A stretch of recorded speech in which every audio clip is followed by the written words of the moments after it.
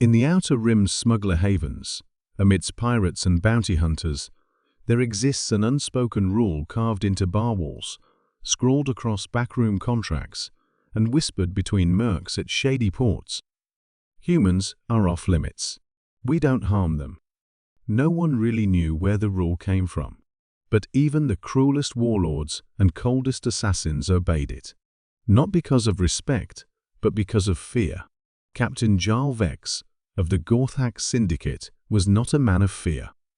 A four-armed Velkari, he'd personally flayed rebel leaders and sold their families into cryostasis.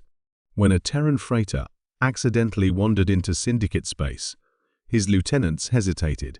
"Sir, the crew is human," one warned. Jarl sneered. "And their blood's red like anyone else's." He ordered the ship boarded. No survivors. 3 days later, the Gorthak citadel went dark. No explosions. No broadcasts. Just silence.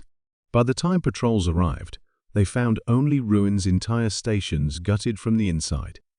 Surveillance showed nothing but static, and one symbol, burned into a bulkhead with surgical precision, Earth's ancient alchemical symbol. The Concord tried to investigate. Admiral Cake Tech of the Zivani Armada summoned a human ambassador to demand answers. Ambassador Reyes simply sipped his tea and smiled. "We didn't do anything. We never even received a distress signal. Must have been internal problems." Tech's feathers bristled. Lies. No internal force could.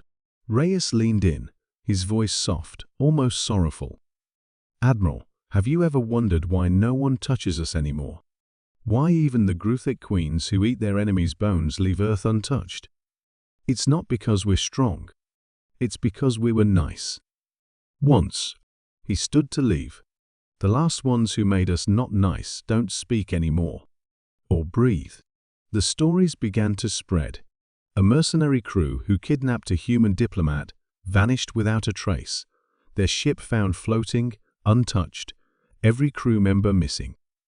Except the human, unharmed and asleep in his cell. A slaver ring that tried to auction Terran children was found reversed literally. Every single one of them turned inside out without breaking their skin. And the infamous bounty hunter Vrex, who dared take a human target, returned to the black market, begging for cybernetic limbs.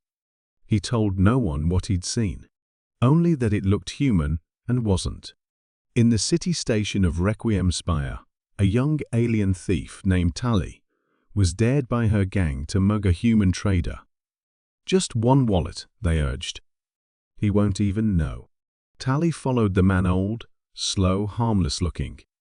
She struck in a shadowed corridor, plasma blade drawn. Before she could blink, she was pinned to the wall, floating, breathless. The human hadn't moved. He looked at her, eyes sorrowful. "Not angry. You're young. So I'll say this once." She gasped. Something unseen squeezed tighter. "We chose to be kind. That choice has limits. Don't test them." The pressure vanished. Tali dropped to the floor. When she looked up, he was gone. She never stole again. No formal treaty was ever signed. No law was ever passed. But from the deepest slave pits of the Orcs to the high courts of the Illyrian elite, the rule remained: humans are off limits. We don't harm them. No one knew exactly what would happen if the rule was broken, but everyone agreed. It wasn't worth finding out.